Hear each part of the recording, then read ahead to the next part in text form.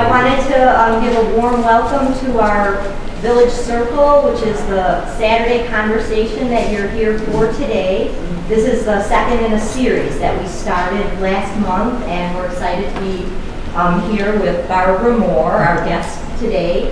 And Barbara is the retired Community Relations Director from the Village of Park Forest. She's also been active in the League of Women Voters. She's a Park Forest Hall of Famer, along with many other credentials that she has. And we're here today, and she's going to fill us in a lot about the different work that she's done and some of the community work in particular that we're interested in. So I'm going to start with a few questions, Barbara, and we'll see where the conversation takes us. The first thing is for you to tell us a little bit about your history in Park Forest and what brought you to the village. Well, we lived in Park Forest. We moved here in 1974, I think. Jennifer was born in, my youngest was born in 73. That's how I keep up with the number of years that we've been here. We were living in the city of Chicago. I grew up in Joliet, Illinois, and my husband grew up in Selma, Alabama. But I grew up with more fears about moving to the suburbs than he did, which was strange to me. But I, as a young person, when I was first living and working in Chicago, you always had to be careful about what neighborhood you picked, because people would, throw smoke bombs and things of that sort. So our goal was to find a community that we could afford and that had better schools. We had 3 children at the time, and we wanted better schools. But because of my concerns, we got assistance from the Leadership Council for Open Metropolitan Communities, and they are a fair housing organization that started after King marched for fair housing and housing in Chicago. So it grew out of that. And I knew with that, the guidance, they would help us, find a community. So I had to have that between a realtor and me, because I just didn't trust everything. And that's how we happened to come to Park Forest. I don't know, we looked at several communities. We looked at Park Forest South, where Larry was, the president at that time. And we looked at communities like Hazel Crest, but we really liked Park Forest, and that's where we came. And when who was the candidate that did this? But it was getting dry. And my mom and dad still lived in Joliet, and they met us at the house. They got to our new home before we did, and my dad was sweeping out the garage. And what he said to us, well, is still standing. And those were the fears that I grew up with. What's going to happen when we moved in? And were the for sale signs going to go up? There were a couple of young kids on a bike that were of African heritage blacks. I have a tendency to say African heritage because that's where our heritage is rather than African American. But sometimes it gets too long, and I just reply on that. Who were so glad to see us. They were so surprised to see us. And our neighbors brought donuts and things of that sort. But I still was a little anxious. And one of my friends who was still living in Chicago, I had grown up with her in Joliet, kept waiting for this rapid racial change. And it didn't happen. And so we got our kids enrolled in schools. And it's been great. They're still in that house 40-some odd years later, and they're grown. And we have a grandchild and several great-grandchildren, and they're still here. And when you moved here, what was the village's position on racial integration and equality? How did that change during your time in the village? Well, I don't know if I was really aware of it at the time. I first got involved with the PTA, things of that sort. And I can't remember when I became aware of we knew that Park Forest had a policy on how fair housing and integration, and because one of the young ladies that I grew up with in Joliet was here already. So we felt safe and comfortable, but we always, when we came in, we would, well, I say we, I always say me, because my husband didn't grow up with the fears that I did. Wondered, well, are we going to be the 100th family, and are they going to be upset if we came? But I didn't know much about the policy in depth. But as I got more involved in things like the legal and the voters and volunteering in the community, but really when I started working was for the village was when I became pretty well aware of the long policy. And how did you become aware of the position of the Community Relations Director of the village, and how did you fall into that? Where's Therese Goodrich? That's Therese was a trustee at the time when we know each other from the league, and Marty Lonsdale and I were good friends. So when Marty knew that Therese had encouraged me to apply for the job, she and I went for the interview, and that was another thing I had. Well, I try to be succinct. But I had always admired, when I came to Village Hall, I enjoyed everybody there. I thought they were so wonderful. I said, I'd like to work for this village, not about the policy or anything. But I was a housewife, I wasn't job hunting. And so it took a little pushing to get me out. And I started out temporary part-time. So that was easy. But my friend Martin Lonsdale, who was the lead member and was on the 163 school board, she said, I think you really need to push and call back and tell, at that time it was Kathy Cardona was her name, that you're very interested, and that's how I got started. And I know that one of the things that you had to do was resolve conflicts between neighbors and other village people. What was that like? That was much later in my work. When I was first hired, I was hired, as I said, part-time temporary. The village had gotten a grant through HUD for some fair housing efforts, and I had to make charts of answers I was getting from surveys. We developed a new resident packet, and our idea was then to look for people who were being steered or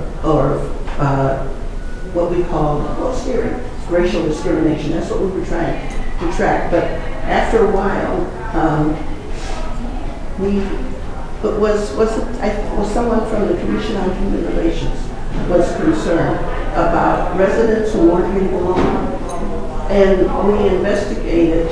She had come up with information from the Evanston Community Relations Department or whatever it was called then, and they had a mediation task force.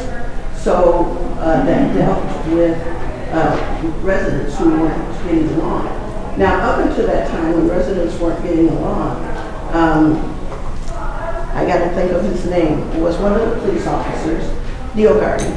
Fran Diogardi and I would sit down with residents who were in dispute. But we found that when residents were in dispute, they really looked to us as village officials to solve their problem. And they have to buy into it. So when we discovered the mediation task force that involved training people in the community to facilitate mediations between neighbors who weren't getting along, we contacted the U.S. Department. Which one? One of the departments in the U.S. government, and they came out and they trained. They trained a whole team of people. And what was wonderful about it, usually when I would go to things, I think it's U.S. Department of Justice, the office that was here. My mouth is super, super dry. Does I have to, if you're doing this or what? No, I'm fine. Would you like a paper cup? Oh, this is fine. Who was that? Thank you. And so they came out and they trained our team. And what we discovered, there were a whole group of people that I never saw at other boards and commission meetings and in the Rotary or the League. But these people that really had a sincere interest and sometimes training in working with people who were getting along.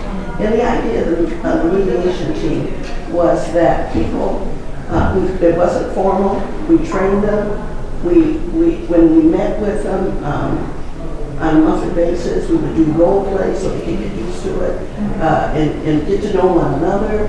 And we tried to make sure that if there was a mediation, which was strictly voluntary, if people didn't want to mediate, we couldn't force them. But that was something we would point out that that was an alternative to court and, you know, going to the police and things of that sort. So once we got them trained, the idea was for them to be able to work with the people in dispute and get them to solve the problem. They weren't there to tell them what to do. And at first, you know, the mediations could start out rather stormy, and you let people do just whatever they had to do to get it out. And we found that instead of looking to the mediators to help them solve their problems like they did with the attorney and me, they worked it out themselves. Sometimes a mediation would take an hour, sometimes 2 hours. But we really had a great team of people. And that took a lot off of you know, from me and from the Barty. And it worked quite well.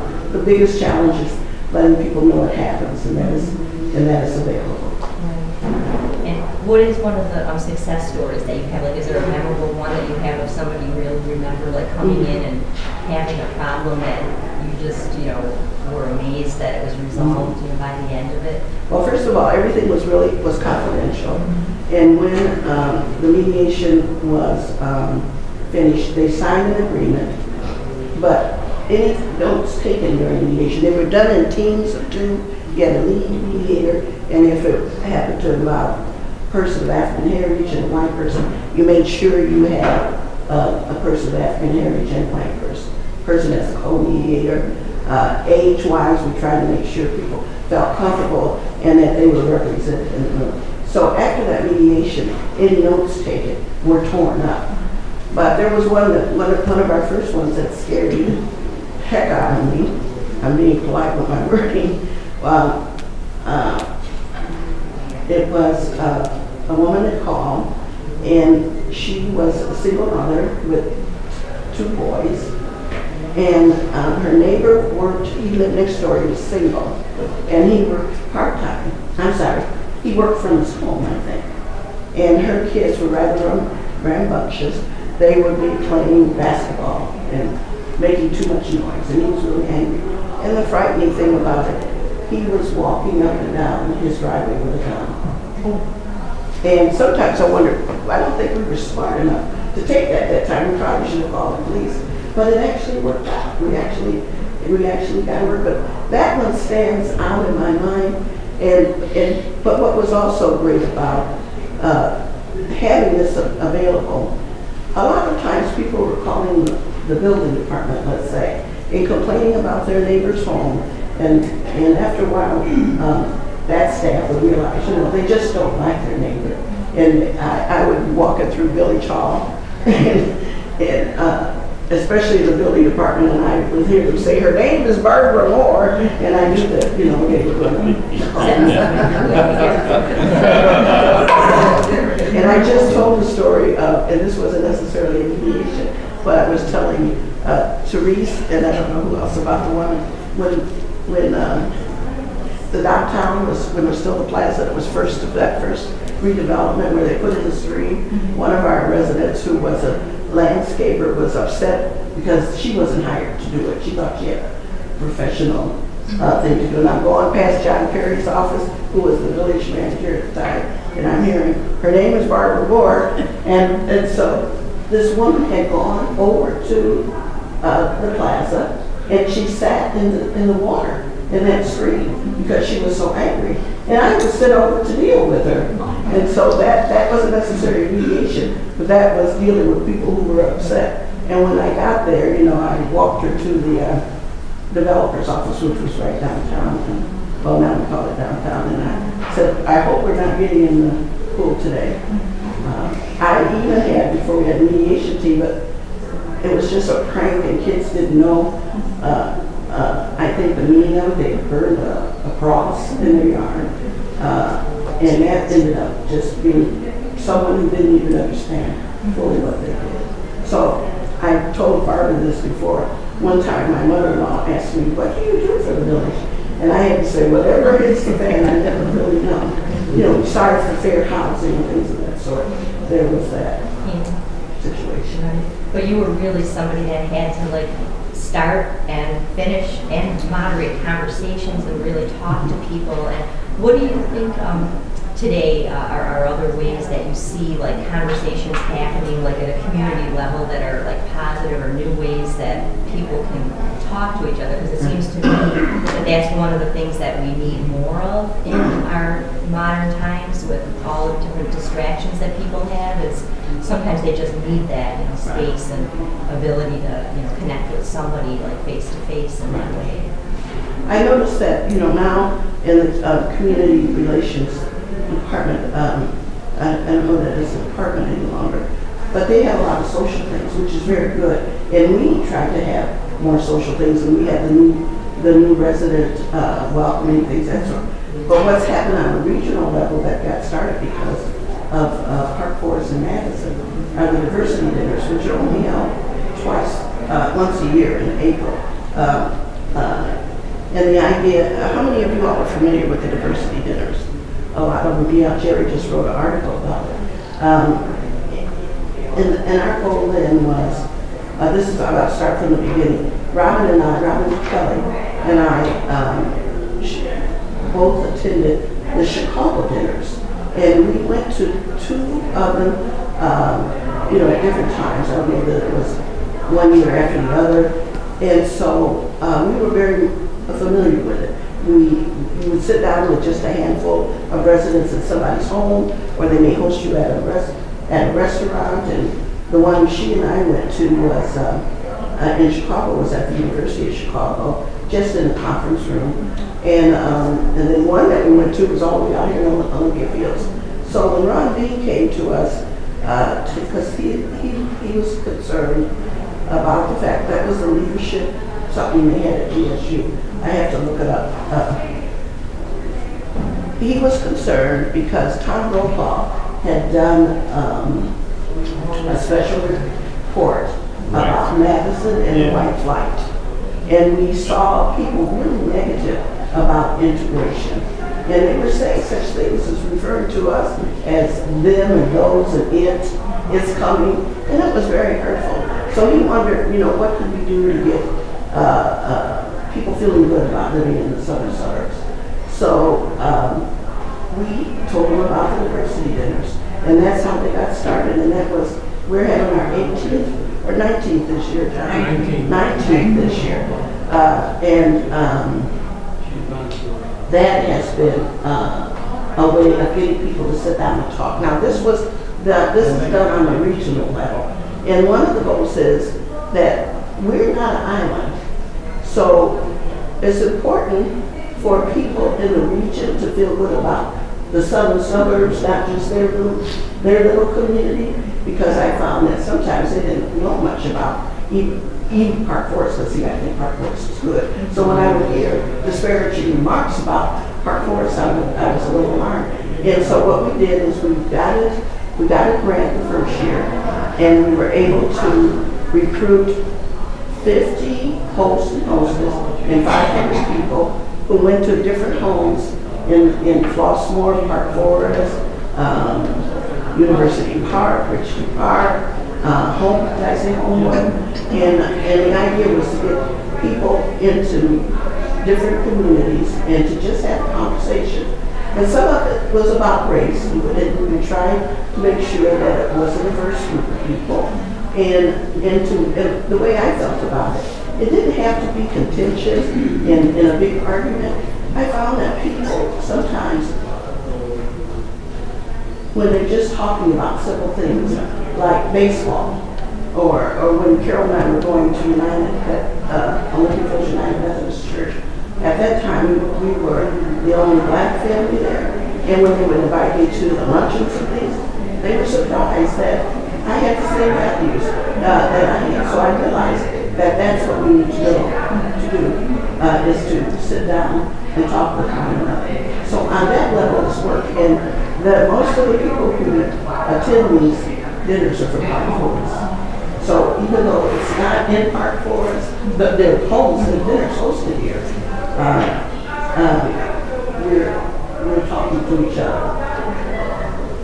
And it is so important, and it is like a brilliant way to bring that about. Sometimes it is the really simple things like people sharing a meal together, Right. and that's that commonality of like what brings people together and relatable. So All those years we've been able to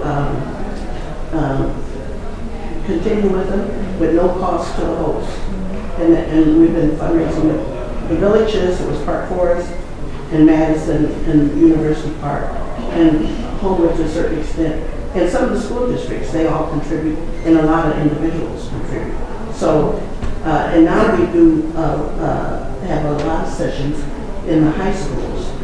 It's just Rich East, Rich South, I don't know if Central hosts, but HF, and the children are involved. We really would love to get them in the homes, but because of insurance issues, we can't, but we do get adults into their dinners. And then the students in turn interact with the faculty, and they all learn. So one year, I don't know if y'all remember,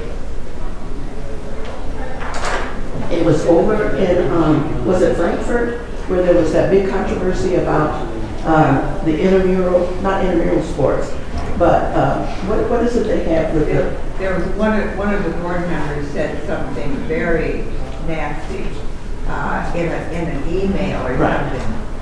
About the black kids who were coming in with the sports team. But even with those teams, they're in different. What do they call it? Can you help me? The athletic league. Athletic league. So they had broken it up so that the integrated communities weren't necessarily interacting. And so this woman, PTA president, was being interviewed from Frankfurt about it, and she had some very negative things she said about black folks and the kids and not being in there. And that really caused an uproar in the whole metropolitan area. And one year we were successful in getting students from Tinley Park, from that school, into Rich East, and they interacted, and our students into theirs. And another thing that I always enjoyed was we would send the teenagers to the senior homes.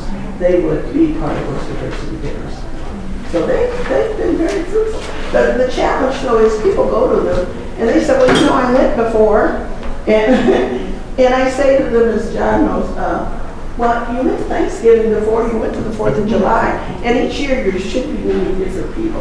And I sort of think of it more as a reunion than that. And then I always quote, and I think Robin uses it too now, when they say, well, we're preaching to the choir because there's not a lot of hustle and bustle.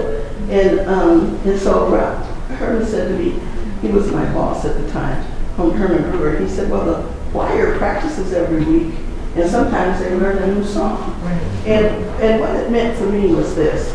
I do some work called, it's through an organization called the National Coalition Building Institute, and I've done some work in some pretty, it's diversity work and training. And I've been in areas where we really didn't feel very welcome. And what's good for me is I have this choir back here. So I don't feel isolated. It kind of gives me the strength to go out and work in other communities. And we know we're making changes with them. They're not as big because just even becoming aware of diversities, people hearing other people's stories, those people shift too. In fact, even though their shift seems a little smaller, it's the first shift, and it probably has more of an impact than all of us who are the choir members. But I guess it's my base, it's my home base, and I know I'm safe because when I come back home, I'm comfortable, and I know there are people who would support me. Yeah. And the last question that I have for you before we go to the audience and some other things that we want to talk about today is, where do you see the Village of Park Forest in the next 5 years? Wow, well, now that I don't work for the village, I'm not sure. I see the village, I've always been impressed with the leadership, whether it's in the boards and commissions or, the board of trustees and the staff as very forward in their thinking and very committed to doing things such as maintaining, just because we're an integrated community, that they haven't let go of things like keeping the streets, well, that's been a bit of a challenge without funding, clean housing standards up, the arts, things of that sort. And I think that in 5 years, I'm still going to be very happy and very comfortable here. And I don't know much to say about that. We've realized over the years that we'll never be a community with a big downtown area with Marshall Fields and things of that sort. So we've tempered it down. So we have this small, wonderful little area where we want to have more mom and pop shops. We still have community activities. We still have the arts. And I think it's going to be, I think we're a model for other communities to look at. We have affordable housing, and we have some, upscale housing, but I just think that we're going to keep on happily chugging along. I do too. Yeah. And I think it's okay that we don't have a big downtown. I think what this village has is a really big story and a good one. Right. And I think that transcends an awful lot. Right. So one of the things that we did here as a library that we're going to share with all of you today is in honor of celebrating the Civil Rights Movement and Black History Month. We did a project in our kids zone where they created the bus that Rosa Parks rode on. And 60 years ago, and Miss Ariel is one of the artists that helped to paint the bus. And we want to encourage all of you, after we get done with our conversation today, to go over to the kids zone side of the library and see not only the artwork that the children created, but a display case that we have dedicated to mementos from that era, covers from magazines, and actual buttons, authentic buttons from Busy Beaver Button Museum. So a really nice display and a nice effort from our kids zone. And we're just delighted that one of our young artists is here with us today to get to be part of this conversation and scene. So thank you, Ariel, and I hope you all can see this beautiful bus that they made, and we'll take your opportunity to see everything else on that side. We really tied this all together in a way that made it very special, and our kids zone staff is just wonderful. So thank you all.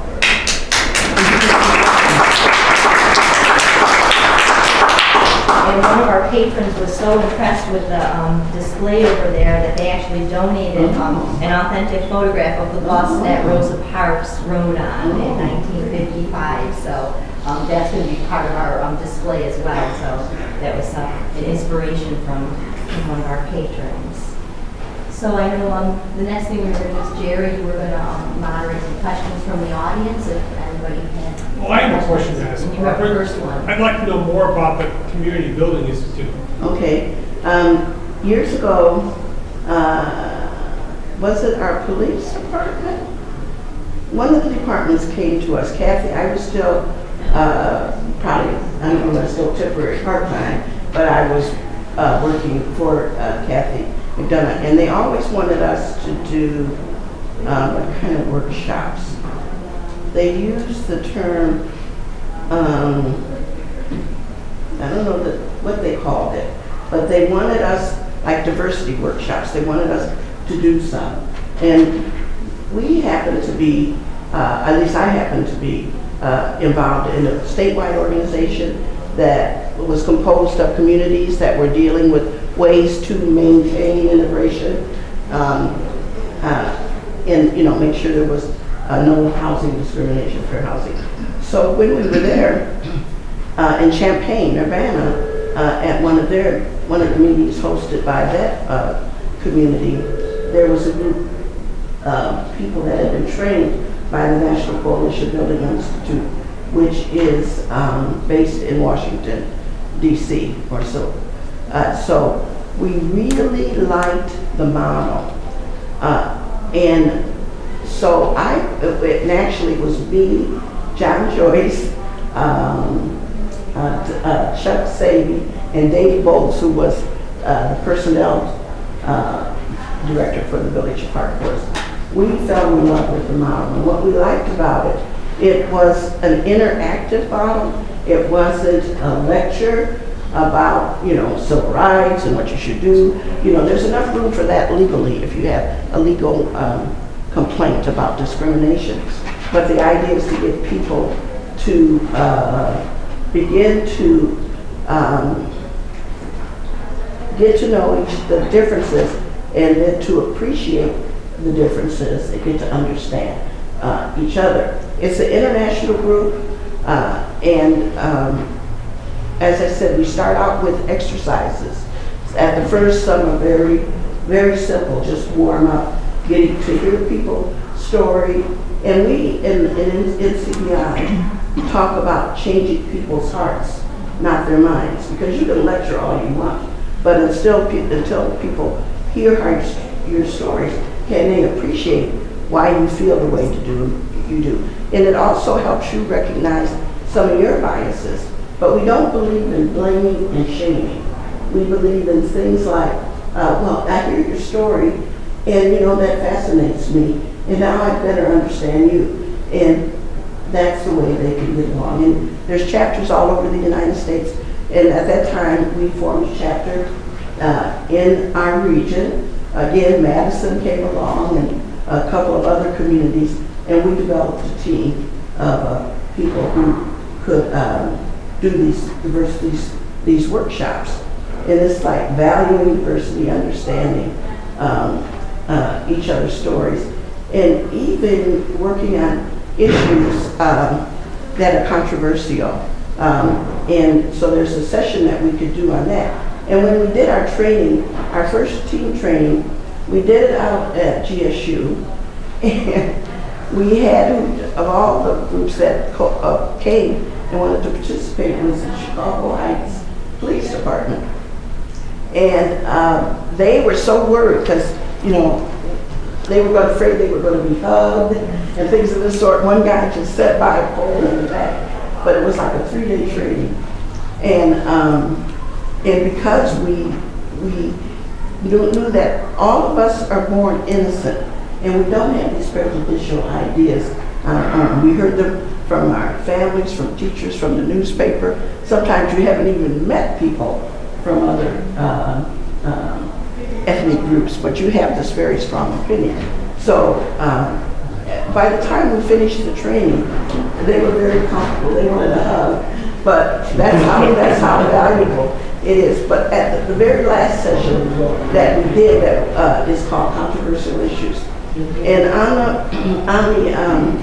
we had people throw up a controversial issue that they felt they wanted to discuss up on the board.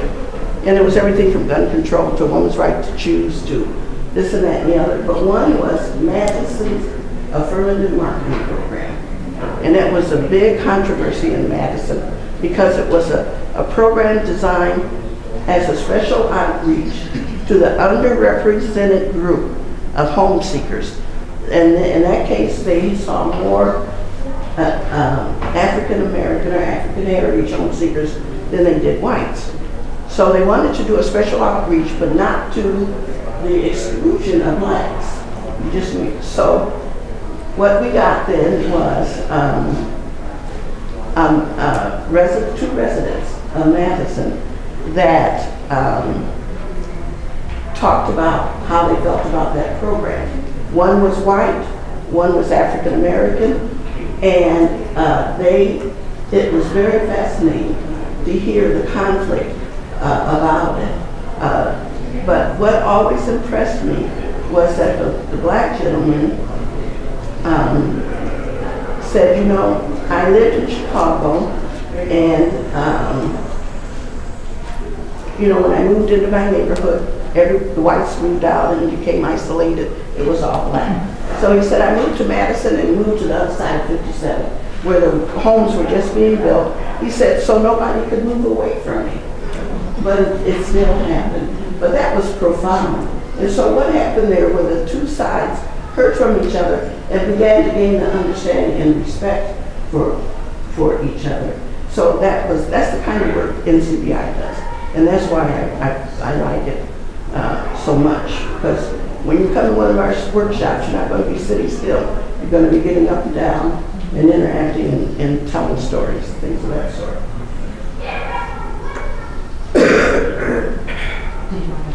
See if there's anybody else. Any other questions? I have one more. What are you doing these days, now that you've retired from public service? Or have you? Some of you who know me know that I found out that the definition of retired was, I'm tired, I was tired yesterday and I'm tired again today, I'm retired.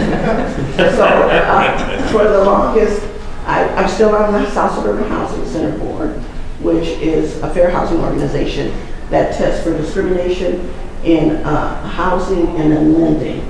I served as chair of that organization for years. I resigned finally this year from Housing Choice Partner Board. Housing Choice Partners was an organization that got started because of some research that Paul Fisher had done. Professor Paul Fisher, I forgot, Lake Forest College. Lake Forest College had done about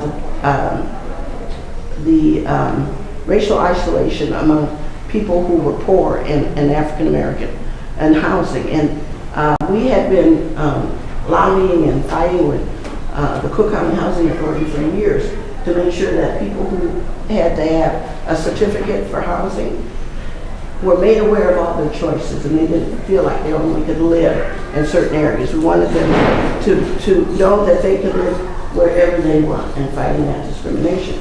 And so that's what happened was, because the Housing Center had commissioned that study and they saw the Cook County Housing Authority group saw the threat of us having a lawsuit. That's how we got started with Housing Choice Partners. And to this day, at first we were working just with I have a tendency to say we, but that's okay.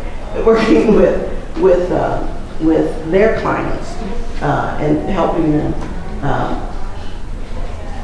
look at communities, what we call them opportunity areas, where there were jobs and good schools, things of that sort. And pretty soon that relationship fell apart, but we're still doing it with people who are on subsidy and really readying them and gearing them up and training them to do their home seeking in a manner that might benefit them and their kids.